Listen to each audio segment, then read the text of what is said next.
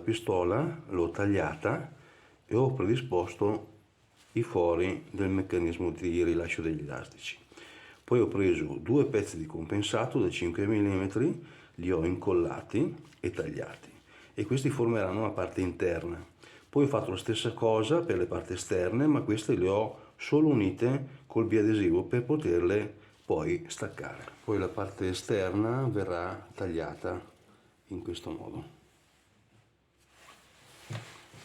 Ho poi disegnato il grilletto e poi la rotellina che trattiene i rilasci degli elastici col compasso per fare in modo che i lati siano tutti uguali.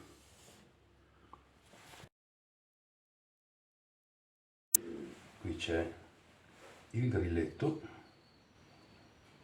questo è per trattenere quello che è il grilletto che non vada più indietro, e per farlo ritornare un semplice elastico. Ecco, trasferito il meccanismo all'interno della pistola,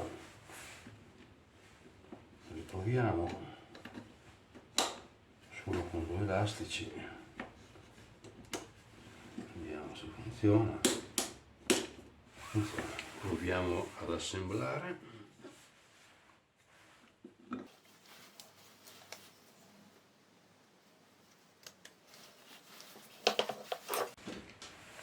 Mettiamo le viti.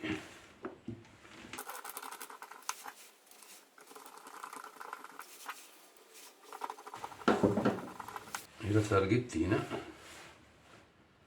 che però questa la mettiamo col biadesivo, così in caso di bisogno si può sempre togliere.